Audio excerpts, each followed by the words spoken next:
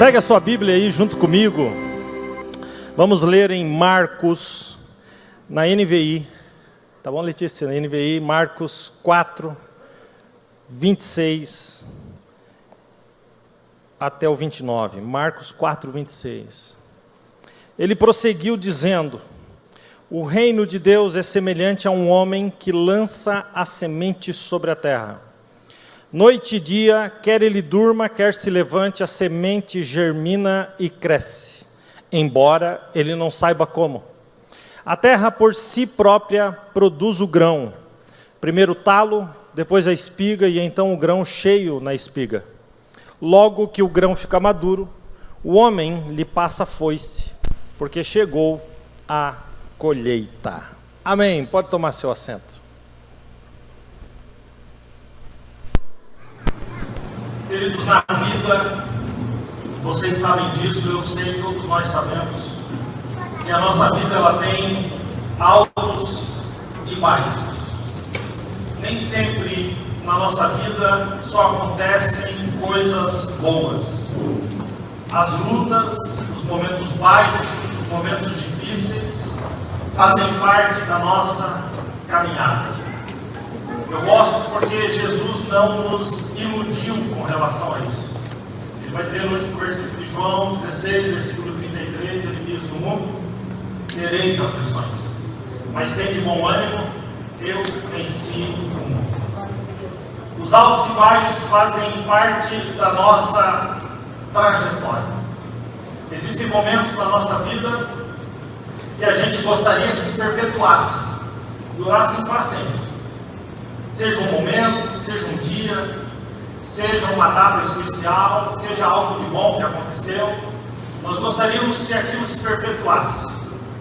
Mas existem momentos na nossa vida que a gente não gostaria nem que tivesse passado pelo que passou, não tivesse vivido o que viveu, não tivesse tendo que enfrentar aquilo que está sendo enfrentado.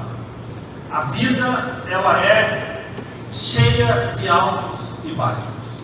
E Jesus, ele, quando nós lemos os evangelhos, ele trata disso de uma forma maravilhosa, e a gente vai percebendo como, apesar dos altos e baixos, as circunstâncias não impediam Jesus de continuar caminhando, sendo quem ele foi e cumprindo o seu propósito. Essa parábola que eu li aí, ela está dentro do capítulo 4 de Marcos, que é um capítulo que traz outras 3, portanto 4 ao total, parábolas de Jesus. Mas antes de falar do capítulo 4, a gente pode dar só uma passadinha nos primeiros capítulos de Marcos, para vocês entenderem que aquilo que eu estou falando aqui tem base bíblica. Quando a gente abre o Evangelho de Marcos, as coisas acontecem muito rapidamente. Enquanto Mateus tem todo um texto, um preâmbulo, ele lança todo um fundamento, e trazendo a genealogia de Jesus até Abraão, porque ele estava defendendo que Jesus era o Messias, enquanto Lucas está defendendo Jesus como filho do homem, então ele leva a genealogia de Jesus até Adão. João vai mais longe ainda e leva a genealogia de Jesus até a eternidade. Do princípio era o Verbo era Deus e o Verbo estava com Deus. Marcos não. Marcos começa muito rapidamente. Por isso o Evangelho de Marcos é o mais compacto. Enquanto Mateus tem 28 capítulos, enquanto Lucas tem 24 capítulos, enquanto João tem 21 capítulos, ou seja, todos eles rompem a casa dos 20 capítulos, Marcos tem somente 16 capítulos. Então tudo acontece muito rapidamente no livro de Marcos. Só no capítulo 1 do livro de Marcos acontece tanta coisa que quando você termina o primeiro capítulo, no versículo de número 45, já aconteceu tanta coisa. Começa trazendo, apontando, ele começa falando de João Batista, a voz do que clama no deserto. E ele já mostra esse João Batista pregando no deserto, já mostra em seguida Jesus sendo batizado por João Batista, o Espírito Santo descendo, a voz de Deus falando, Jesus sendo levado ao deserto para ser tentado, Jesus iniciando seu ministério e Jesus curando um leproso. Tudo no primeiro capítulo. E o último versículo do primeiro capítulo vai dizer que Jesus já não podia mais entrar nas cidades publicamente. Tamanha era a sua fama. De forma meteórica, para cima, para o alto. Todo mundo já estava sabendo de Jesus. E o Evangelho de Marcos, esse primeiro capítulo, já sintetiza isso. As coisas acontecem e Marcos vai escrevendo e já vai contando toda a história muito rapidamente. E já mostra num primeiro capítulo, então, um Jesus que alcançou o que muita gente está atrás hoje. Porque ele alcançou fama e ele alcançou seguidores. Entenderam, né? Seguidores. Jesus já tinha tudo isso nos dias ou naqueles dias. Era seguido por multidões. E mesmo ele não entrando publicamente nas cidades, a multidão saía para fora das cidades para ir atrás dele e grande multidão afluía atrás de Jesus. Isso significa dizer que se um ministério começa assim, de forma meteórica, Jesus estava ali no momento alto. Mas quando entra o capítulo de número 2, aqui vai entrar em cena agora a resistência, a oposição, a incredulidade. Porque na nossa vida, nós temos altos e nós temos também momentos baixos. Quando entra no capítulo de número 2, Jesus está pregando dentro de uma casa e 4 homens trazem um paralítico e descem ele pelo telhado. Jesus está em Cafarnaum. Cafarnaum era a cidade que Jesus mais realizou milagres. Cafarnaum é uma cidade que até hoje, quando você vai em Israel e entra na cidade de Cafarnaum, tem um portal e no portal está escrito Cafarnaum, a cidade de Jesus. Está escrito lá, hoje. É uma cidade frequentada por Jesus. É ali que Pedro vivia, é ali que a sogra de Pedro morava e ali Jesus se estabelecia. E Jesus, ele frequentava tanto Cafarnaum que o capítulo 2 de Marcos começa dizendo que ele estava em casa, se referindo não apenas a uma casa, mas à cidade. Ali ele se sentia bem, acolhido e abraçado. E o povo traz um paralítico, quebra o telhado e desce aquele paralítico ali onde ele está, por cima do telhado. Imagina, gente, para subir num telhado com a mochila nas costas já é difícil. Agora imagina subir num telhado com um paralítico. 4 homens fizeram isso, quebraram o telhado e desceram aquele homem no meio daquela casa onde Jesus estava. E quando Jesus vê aquilo, Jesus olha para aquilo e diz para aquele homem enfermo: querido, perdoados estão os teus pecados. Quando Jesus fala isso, aqui entra em cena os religiosos. Qual que é a diferença do religioso e do cristão? O cristão, ele tem um relacionamento com Deus baseado na graça. Ele se relaciona com Deus através do sacrifício de Jesus naquela cruz e em Jesus ele tem um relacionamento com Deus baseado no sacrifício, naquilo que Jesus fez por nós na cruz do Calvário, sem que nós merecêssemos. Portanto, o cristão, o verdadeiro cristão, ele baseia-se o seu relacionamento em Deus na graça. E o religioso? O religioso baseia o seu relacionamento em Deus na base da troca, do mérito. O religioso é aquele que diz: eu sou tão bom, que Deus é obrigado a me abençoar. Eu não sei o que Deus está fazendo, que ainda não derramou a bênção sobre mim, uma vez que eu mereço. Esse é o religioso. E quando os religiosos estavam ali, naquela casa, dentro do coração deles, eles desprezaram Jesus, porque dentro, o texto diz que no íntimo, eles não falaram. No íntimo deles, porque o religioso tem essa característica, ele tem dificuldade de falar na cara, ele prefere falar no íntimo, e no íntimo deles, eles disseram: ele está blasfemando, porque só Deus pode perdoar pecados. Mas Jesus, que tem os olhos como chama de fogo, e que nos conhece por dentro, por fora, e até o pensamento que está na nossa mente, ele olha para aqueles religiosos, ele diz, e faz uma pergunta: o que é mais fácil para vocês? Simplesmente dizer uma frase: os teus pecados estão perdoados? Ou dizer: levanta, toma a tua cama e anda? Pois, para que vocês saibam que eu sou o enviado de Deus, ele olha então para aquele homem e diz: levanta, toma a tua cama e anda. E o homem levanta, toma a cama e anda. tudo que Jesus vai fazer dentro desse capítulo 2 tem resistência. Quando Jesus termina este momento, ele desce para o Mar da Galileia. Cafarnaum é uma cidade de frente para o Mar da Galileia. Ele desce para o Mar da Galileia e ali ele encontra um cobrador de impostos, chamado Levi, ou Mateus. E ele chama aquele pecador para ser um dos seus seguidores. Ele alcança o pecador. E aquele pecador faz um jantar para Jesus, e Jesus vai nesse jantar. E na mesa, Jesus estava pregando para pecadores. E os religiosos, uma vez mais, interferem e dizem: esse homem se assenta com pecadores. E Jesus responde a eles: os médicos não vêm para os sãos, mas vêm para os enfermos. Assim também o Filho do Homem não veio aqui para os que são justos, mas veio para os pecadores.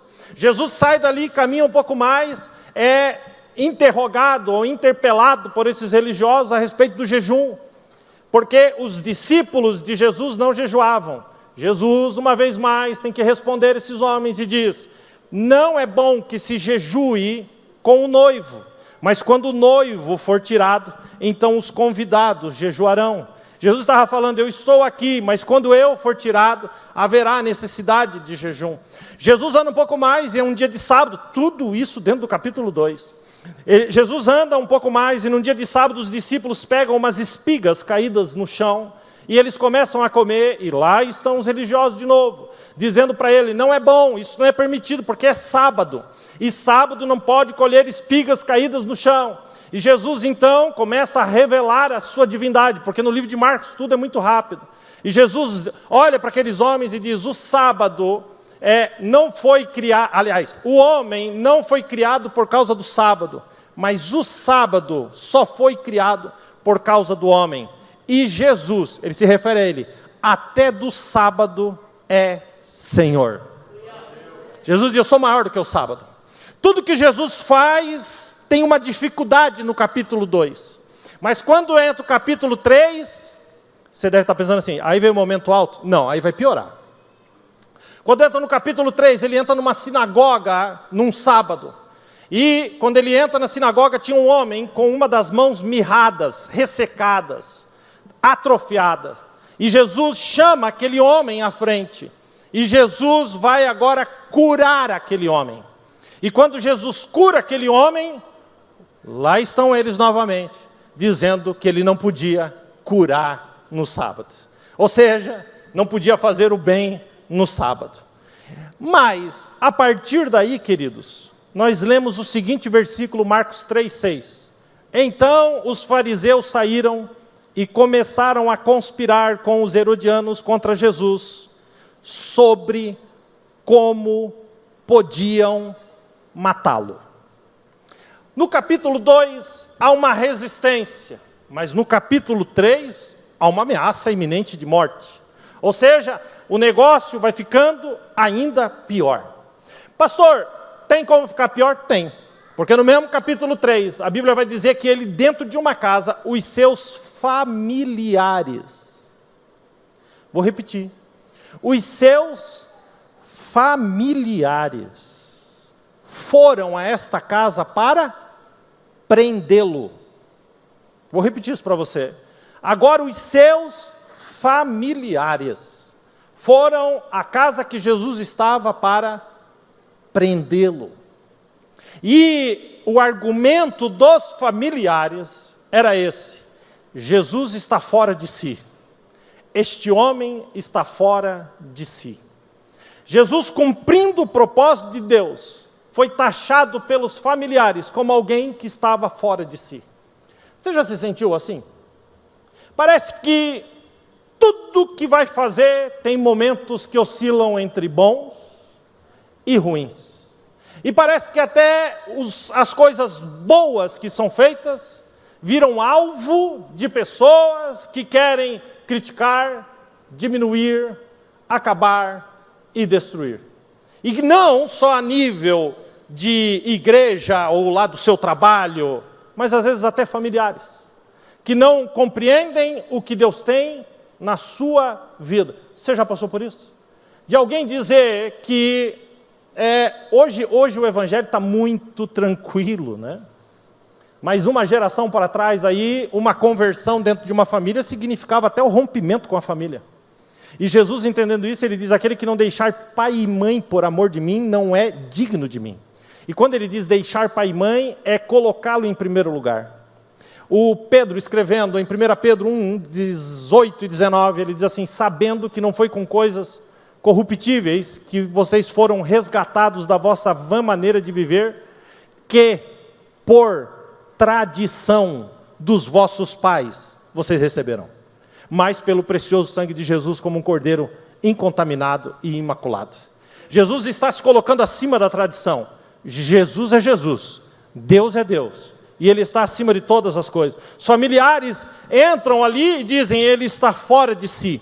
Mas pior do que os familiares são os religiosos que voltam e dizem assim: não, o problema não é que Ele está fora de si, o problema é que tem algo dentro dele. E dizem: Ele expulsa demônios pelo poder de Belzebu. Ou seja, vão num nível de blasfêmia tão grande, que o próprio Jesus responde a eles: como pode o diabo expulsar diabo? Um reino não pode ser dividido entre si, porque senão não subsiste, não permanece de pé. Então Jesus está dizendo: até o diabo e seus demônios, eles trabalham em cooperação. Não tem esse negócio de demônio expulsar demônio. Não tem esse negócio: fizeram um trabalho para mim, vou fazer outro para desfazer o primeiro. Só tem uma coisa que resiste o diabo: o poderoso sangue de Jesus. E aí Jesus fala da blasfêmia contra o Espírito Santo, que nada mais é, gente, do que apontar para algo que Deus está fazendo e dizer: é o diabo que está fazendo. Por isso, muito cuidado, até mesmo no seu íntimo e no seu coração, quando você olha para alguma coisa que de repente você não curte muito, e diz assim: isso aí é coisa do diabo. Cuidado, porque se for Deus que está fazendo, isso é blasfêmia. Tenha muito cuidado quando você abrir a sua boca para julgar uma obra na sua cabeça, no seu entendimento, como se aquilo fosse algo do diabo, ao invés de ser de Deus. Porque Deus trabalha na sua multiforme graça. Então cuidado, se você foi alcançado por uma faceta desta graça, glória a Deus por isso, louvado seja o santo nome do Senhor. Mas o jeito que Jesus te alcançou aqui não é o jeito que Ele alcança o africano, não é o jeito que Ele alcança o americano, não é o jeito que Ele alcança as famílias ribeirinhas. Deus tem a sua forma de trabalhar. Agora, não é porque Deus está trabalhando diferente ali para alcançar aquele que não é Deus que está fazendo, mas é o diabo, só porque você gosta de algo de um jeito e não está sendo feito do jeito que você gosta. Cuidado. Jesus deixa isso claro. E agora Jesus vai entrar então no capítulo 4. E no capítulo 4 ele vai trazer 4 parábolas. A primeira parábola é a parábola do semeador. Queridos, a parábola do semeador, ela aponta, apesar do nome ser do semeador, ela aponta mais para a semente. O semeador sai a semear e ele lança 100% da semente. 25% cai na beira do caminho, 25% cai na beira do caminho, as aves vêm e comem.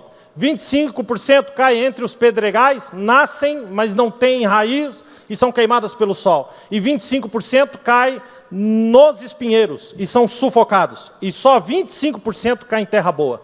Queridos, essa parábola aponta para o nosso coração. Eu estou pregando aqui e eu quero te dizer como está o teu coração.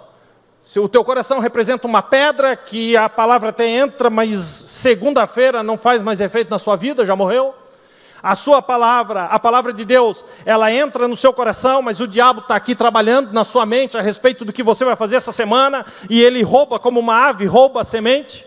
A palavra de Deus entra no seu coração, mas é sufocada por este mundo e pelas coisas que te apertam. Ou a palavra de Deus entra no teu coração e ela produz. E a parábola diz que ela produz 30, ela produz 50 e ela produz até 100 por 1.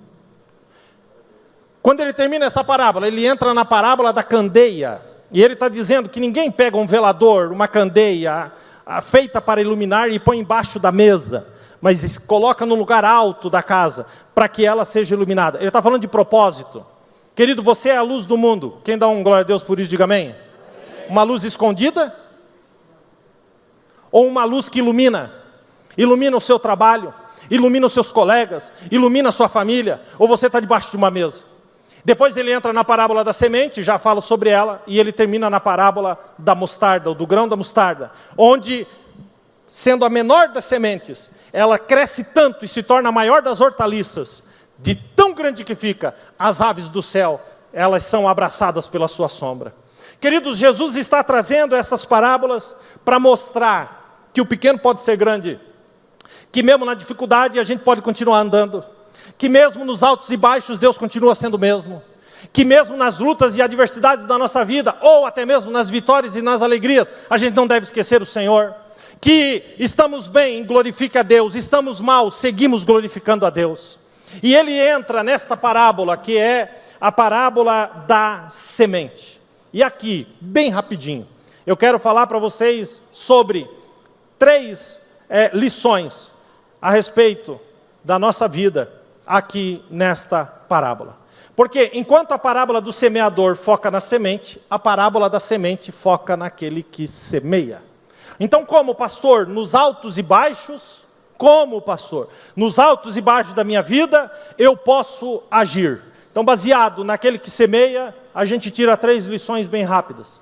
A primeira delas, semeie com sabedoria. Repita comigo, semeie com sabedoria. 1, 2, 3. Diga para quem está do seu lado, semeie com sabedoria.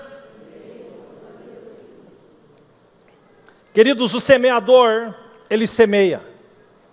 Não pense nas técnicas de semear tecnológicas que tem hoje, mas pense nisso há 2000 anos atrás. O semeador não é o criador da semente, não é o inventor da semente. O semeador não tem controle sobre o clima e as circunstâncias.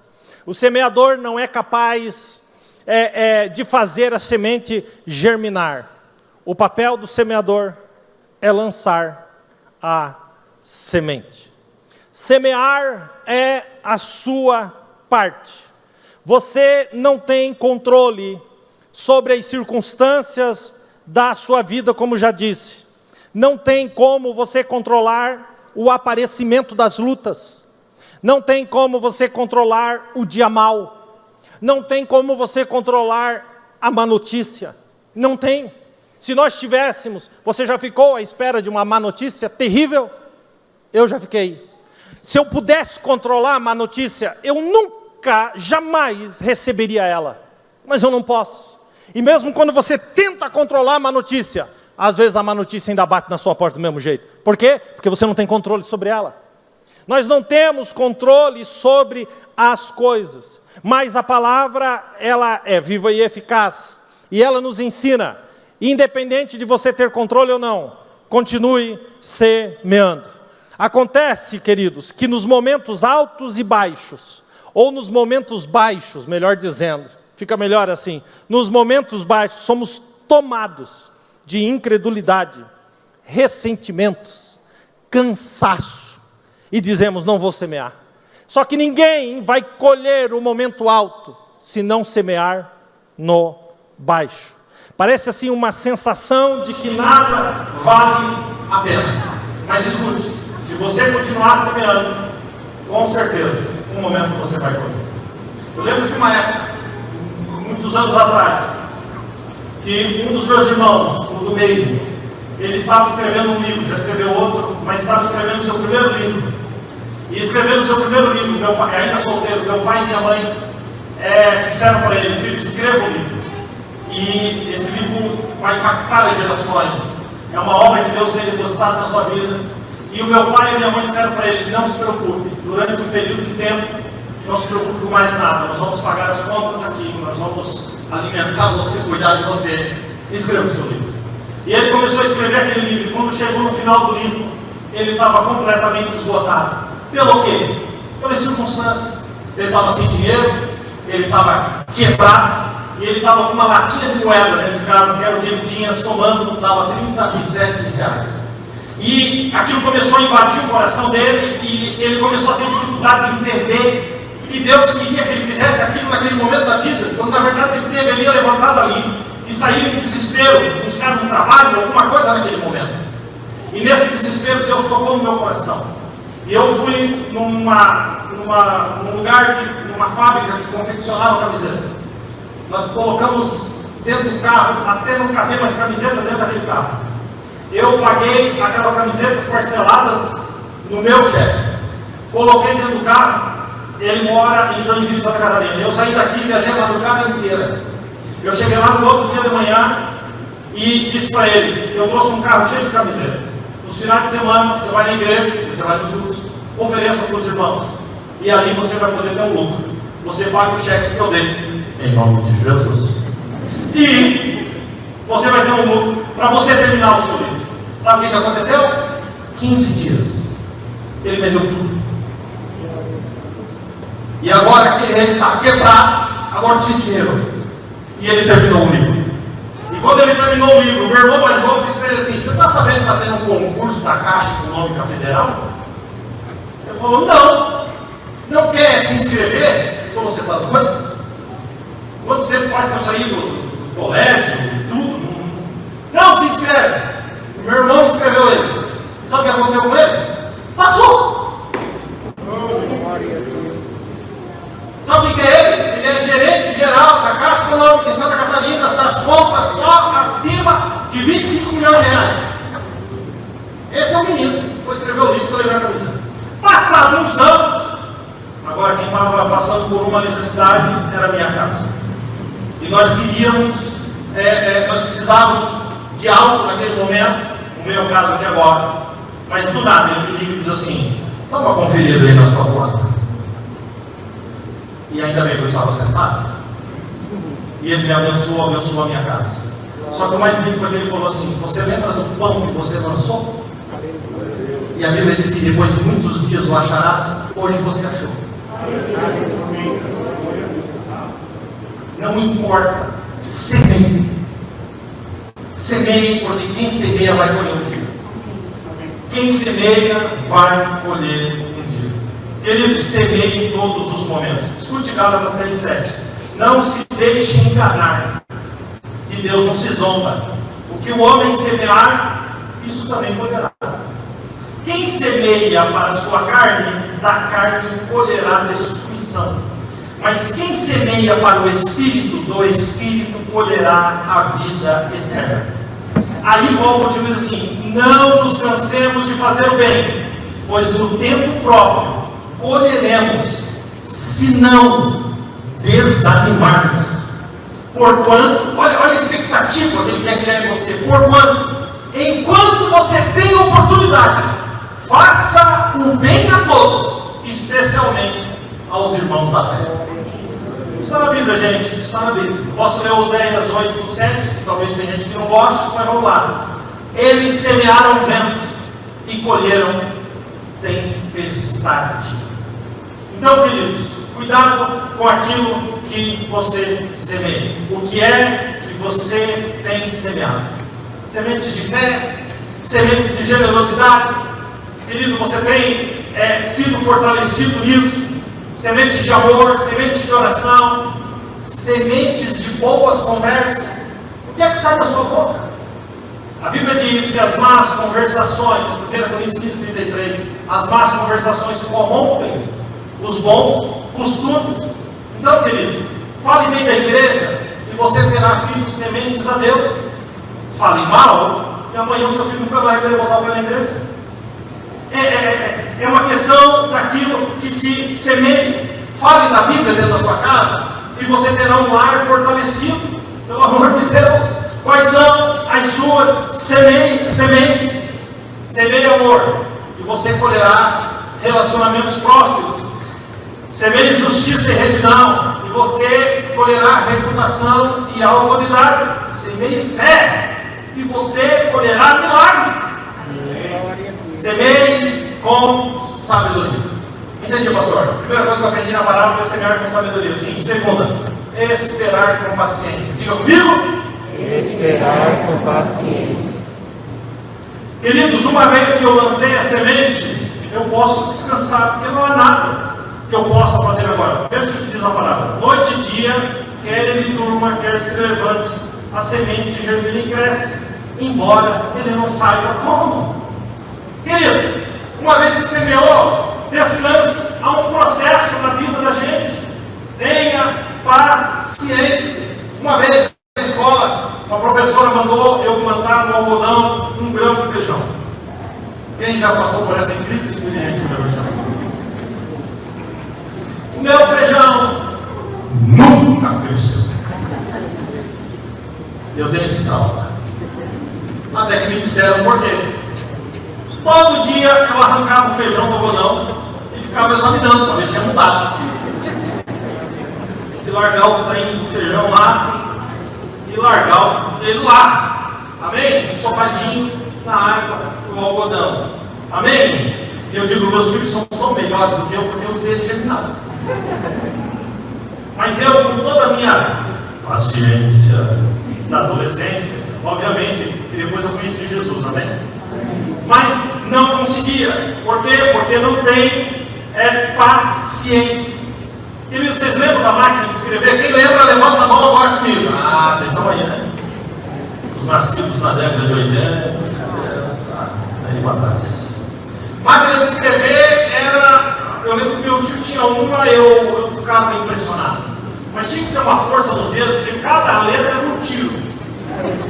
Pá! Pá! Vocês concordam comigo, sim ou não? Depois veio a elétrica. Toca já. Não tinha essa força toda. Depois veio os computadores. Pentium 286. Veio a internet. Quando ia conectar, aparecia a voz de um ET. Vocês lembram da internet de escada? Quem lembra, gente? Vocês estão aí, né? Hoje, os computadores são tão rápidos que se levar 30 segundos para ligar, alguém já grita: Brian! Desculpa, isso é lá em casa. Filhão, acho que bugou aqui, hein? O tempo que vem do quarto. E olha, já ligou. Calma. Paciência. A gente tem pouca paciência. Quem gosta do Salmo 40? Esperei. Todo mundo sabe de cor, né? Esperei com paciência no Senhor, Ele se inclinou para mim e ouviu o meu clamor. Pôs um novo cântico na minha boca, um hino ao nosso Deus. Muito verão e temerão e confiarão no Senhor. Salmo 37:7. Descanse no Senhor e aguarde por Ele com paciência. Posso ler o resto? Não se aborreçam com o sucesso dos outros, nem com aqueles que maquinam o mal, porque os maus serão eliminados, mas os que esperam no Senhor receberão a terra como herança. Que lindo, que lindo, que lindo. Queridos, tenha paciência. Primeiro, lançar a semente com sabedoria, esperar com paciência. E para a gente terminar, colher com gratidão. Semear, esperar, colher. Colher com gratidão. Observe o 29. Logo que o grão fica maduro, o homem lhe passa a foice, porque chegou a colheita. Todos nós temos uma história de colheita. O que você está vivendo hoje é o que você plantou para trás. Nós sabemos disso. Querido, você tem colhido tantas coisas. E é bem da verdade que você tem colhido coisas boas. Se você tem uma casa para morar, uma família para se relacionar, comida para comer, alimento não te falta. Deus tem sido bom. Todos nós colhemos. Amém? Mas colher com gratidão é outra coisa. Pode ter certeza disso. Gratidão é reconhecer que Deus é o Senhor dos momentos altos e também baixos. Então, queridos, se eu não tenho controle sobre nada, o meu papel é somente lançar a semente, porque o resto, quem faz é Deus. Quem entendeu, diga amém? Amém. Querido, gratidão é um sinal de inteligência. Escute o que eu vou dizer agora, essa frase pode mudar a sua vida. Quem é grato, sofre menos. Vocês conhecem a história do Zé da Roça? Não vou contar. Mas estou com uma vontade. Vocês querem que eu conte? Curioso, né? A história do Zé da Roça, querido. É o homem que se converteu ao Senhor e e só decorou um versículo da Bíblia. Primeiro, ele não sabia ler, mas tinha esse na cabeça. 1 Tessalonicenses 5,18. Em tudo dai graça, porque esta é a vontade de Deus em Jesus Cristo para convosco. Tudo que acontecia, ele dizia: eu dou graça a Deus mesmo assim. Tudo, seja bom ou seja ruim. Um dia, o filho dele se perdeu na mata. E aí o vizinho veio e disse: ô Zé, que azar, né? Seu filho se perdeu. E ele respondeu: eu dou graça mesmo assim. Aí ele foi procurar o filho, achou o filho. E junto com o filho na mata encontrou na volta uns cavalos selvagens. E trouxe os cavalos. O cavalo valia um dinheirão. Aí chegou o vizinho e disse: ô Zé, que sorte, hein? Aí ele olhou e disse: em tudo eu dou graça. Aí os bandidos souberam que aqueles cavalos estavam lá. Foram lá e roubaram os cavalos e ainda deram um tiro na perna do filho dele. Ficou com um problema na perna. Aí veio o vizinho e disse: o quê? Ô Zé, que azar, hein? Aí ele disse: em tudo eu dou graça. Aí estourou uma guerra no país. E o exército passou para levar os meninos para a guerra. Chegou lá, o menino com problema na perna. Aí ele não vai. Aí o vizinho chegou e disse: ô Zé, Que sorte, hein? Gente, não acaba. A diferença entre o Zé da roça e entre o vizinho é que para o vizinho tinha azar e tinha sorte. Para o Zé só tinha um coração agradecido em todas as coisas. Vamos aplaudir esse Jesus que é tão maravilhoso? O cidadão grato sabe que tem um propósito em tudo na sua vida. Por isso, agradeça sem se esquecer que todas as coisas cooperam para o bem daqueles que amam a Deus. Queridos, a gratidão é o combustível da alegria. Quem agradece é mais feliz. Diga para mim, sinceramente, você já viu alguém reclamando com a cara bonita? Quando está reclamando, dá para tirar foto, gente? Reclamando, dá ou não dá? Não dá. E a Bíblia diz em Provérbios 15:13 que o coração alegre aformoseia o... Então, para você que se acha feio, seja feliz, vai melhorar a sua cara. Amém? Aí, ó, todo mundo rindo com a máscara. Daqui vocês são tudo lindo. O coração alegre aformoseia o rosto. Logo, os murmuradores vão ficando cada vez mais feio, mais feio, mais feio, tão feio, que vão começar a ser chamados por adjetivos e não mais pelo nome. Sabe aquele irmão da cara feia? Sei. E aquela irmã que parece que matou 10? Conheço. Eu vou olhar para cá, né, para não olhar para ninguém. Queridos, a gratidão impulsiona a solidariedade. As pessoas mais agradecidas a Deus são mais solidárias, porque gente ingrata não ajuda ninguém. Quem já teve experiência com gente ingrata aqui, não levante a mão. Mas você sabe, se ajuda, e vai, ajuda.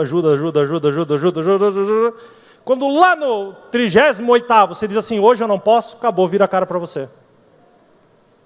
Estou mentindo, gente? Estou mentindo? Gente ingrata não tem um coração solidário. E finalmente a gratidão abre caminho para experiências com Deus. Eu amo a frase: só quem agradece pelas pequenas coisas alcançarão as grandes. Quem agradece pelas pequenas coisas alcançarão as grandes. Fala a verdade, você tem prazer de interagir com gente ingrata? Sim ou não? Não. Mas não é tão bom quando você abençoa ou se relaciona com gente que tem gratidão? Sabe? Há uma troca, há um amor, Deus ama se relacionar com gente grata, gente. E quanto mais grato formos, maior serão as tuas experiências com Deus. Quem entendeu isso, diga amém. Semear com sabedoria. esperar com paciência e colher com gratidão. Eu vou orar por você, eu quero que você fique de pé.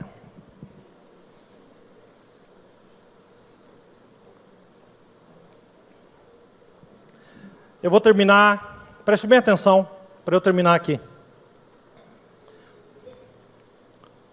O capítulo 4 não termina só com as 4 parábolas. Sabe como é que o capítulo 4 termina? Termina contando a respeito dos discípulos dentro de um barquinho no meio de uma tempestade. Jesus vai fazer o fechamento dessa sessão, porque no capítulo 5 ele está em outro país. Ele atravessou o mar da Galileia e ele entrou em Gadara, mas não é o caso hoje. No final do capítulo 4, eles estão nessa direção e uma grande tempestade se levanta e vocês estão cansados de saber a história. Jesus está dormindo dentro do barco. Como?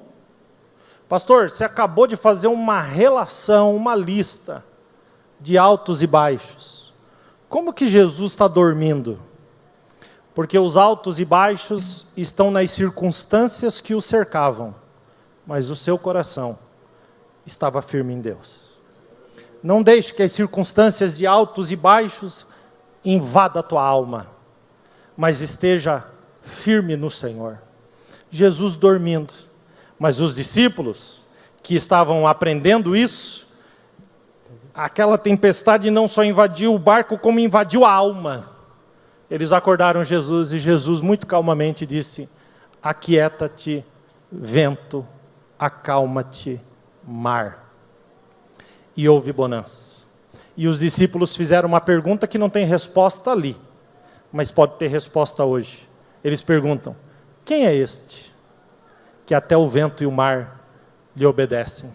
E a resposta para nós hoje é aquele que tem o seu coração firme em Deus e não é atropelado pelas circunstâncias e pelos altos e baixos da vida. Esses são aqueles que têm Jesus dentro do barco e a autoridade para dizer: aquieta-te, mar, acalma-te, vento. Não tenho a menor ideia, gente, do que você está vivendo ou passando. Eu não sei se você está num momento bom ou num momento baixo. Se eu entrar na sua rede social, sabe o que eu vou encontrar lá? Só momentos bons. Mas com Jesus, Ele não vê sua rede social. Ele te conhece por dentro, por fora. Ele sabe os medos e os temores do seu coração. Ele sabe que você tem medo de morrer. Ele sabe que você tem medo de ficar doente. Ele sabe que você tem medo de perder o casamento. Ele sabe que você tem medo que seus filhos virem pessoas que não queiram saber de Deus. Ele sabe que você tem dificuldades e problemas. Ele sabe. A vida, ela é feita de altos e baixos, mas o nosso coração tem que estar firme no Senhor. Quem entendeu, diga amém. Eu vou fazer uma oração, e hoje eu vou fazer uma oração diferente, mas antes de fazer essa oração, existe alguém aqui nessa manhã que gostaria, não sei se tem alguém aqui que está nos visitando ou está visitando frequentemente, que gostaria de entregar a sua vida para Jesus nessa manhã. Sua vida é cheia de altos e baixos, talvez mais baixos do que altos, mas Jesus, Ele tem um novo caminho para você.